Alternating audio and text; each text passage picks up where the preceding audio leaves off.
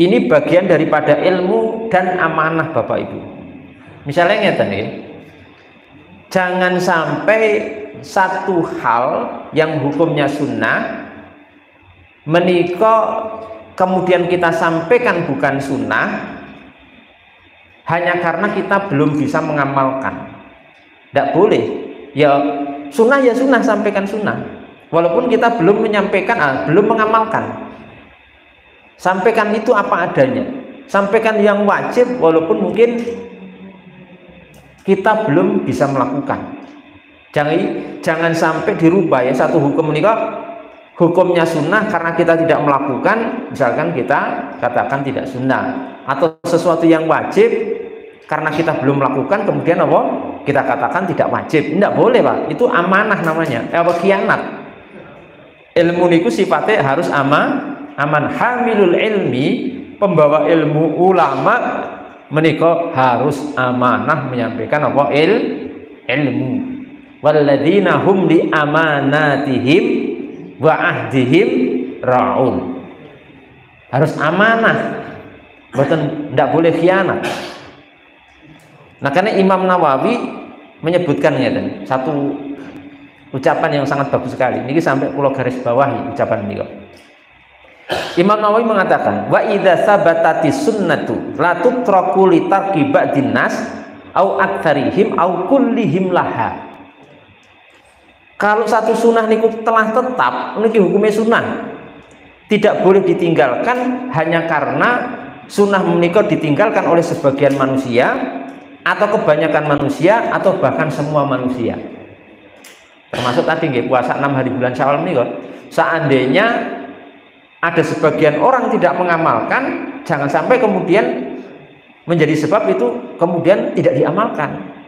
Misalnya jenengan mengetahui ada sebagian orang tidak mengamalkan niki, jangan sampai panjenengan kemudian ikut meninggalkan itu hanya karena ditinggalkan oleh sebagian orang.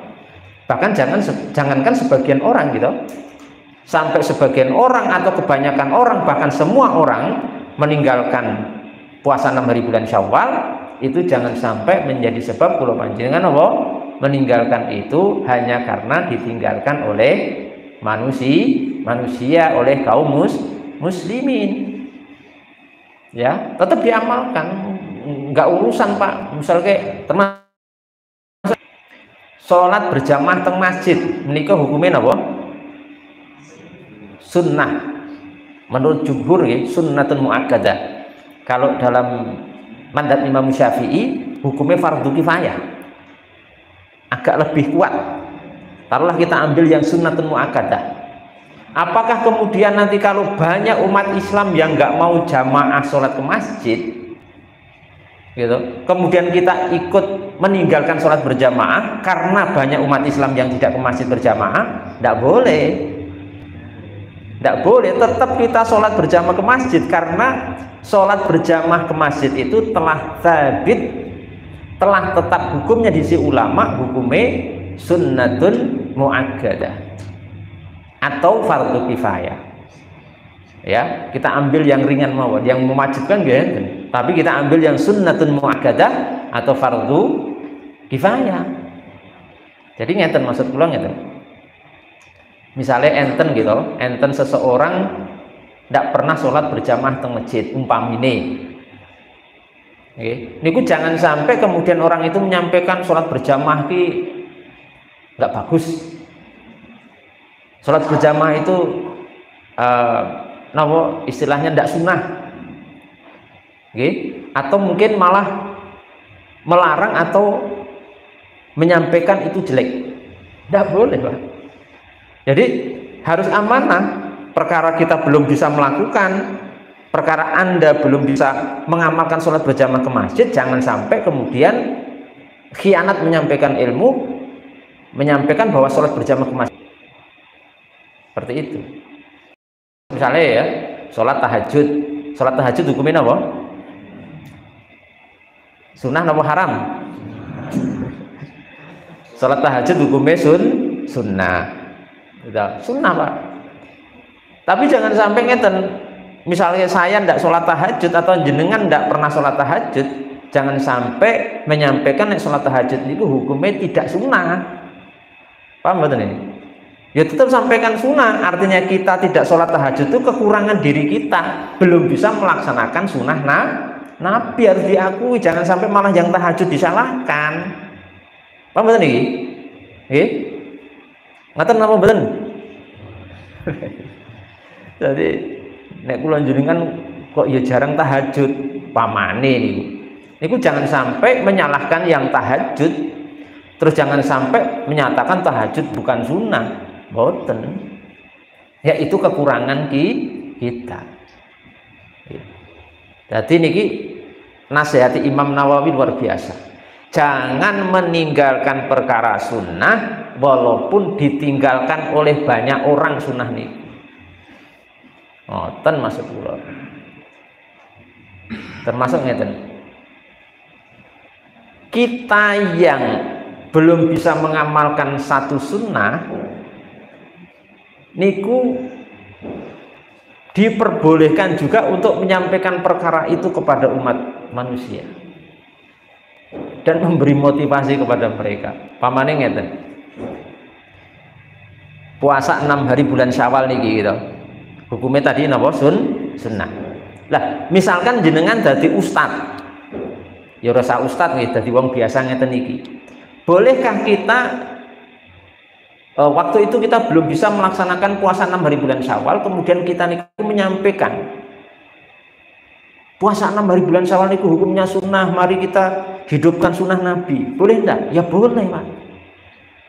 Ya boleh, walaupun kita belum bisa mengamalkan. Itu kejujuran kita, sampaikan ilmu apa adanya walaupun kita belum bisa mengamalkan. Jadi misalnya jenengan gadah putra gitu, ngekon anake sholat teng masjid, cung le sholat kono jamaah yang masjid pahalane gede. Bapake sing ngomong niki sholate neng omah, nonton sinetron malah, tapi memerintahkan anaknya sholat berjamaah teng masjid. Angsal mboten ngoten niku? Angsal mboten? Nggih angsal. Boleh. Ya boleh loh. Walaupun bapaknya belum bisa mengamalkan sholatnya, masih di rumah, belum mau jamaah teng masjid, tapi setidaknya bapaknya itu jujur, amanah, menyampaikan ilmu itu apa adanya. Bahwa sholat berjamaah itu lebih utama, pahalanya lebih besar, walaupun dia belum mengamalkan sunnah sholat berjamaah ke masjid, baru menyuruh anaknya untuk sholat berjamaah ke masjid. Jadi bapaknya ini secara tidak langsung mengakui kekurangan dirinya dan dia berharap anaknya jangan mengikuti kekurangan bapaknya. Nah itu kan lebih bagus, Pak, daripada ya sholatnya di rumah, anaknya nggih mboten dikon sholat berjamaah teng masjid. Jadi bapak karo anak bareng-bareng sholatnya mboten jamaah, kan lebih buruk menika. Ya lebih mendingan tadi bapaknya menyampaikan sholat berjamaah dan memerintahkan anaknya untuk sholat berjamaah ke masjid walaupun bapaknya belum bisa. Saya memakai bahasa belum bisa, artinya si bapak itu insya Allah nanti suatu saat bisa jadi terus mau sholat berjamaah ke masjid. Itu yang saya sampaikan, itu ditegaskan oleh para ulama kita. Ini redaksi yang saya sampaikan itu ditegaskan oleh para ulama kita rahimahumullah jami'an, dalam beberapa kitab mereka. Jadi tidak apa-apa, karena ngeten, kalau kita niku menyuruh orang berbuat baik menunggu kulon jenengan sempurna niku, mungkin kita tidak akan pernah menyuruh orang berbuat baik. Misalnya jenengan memerintahkan hal-hal baik tapi menunggu jenengan sempurna, tidak punya kejelekan atau tidak punya kekurangan, ya nggak mungkin, Pak, malah kulon jenengan tidak jadi berdakwah.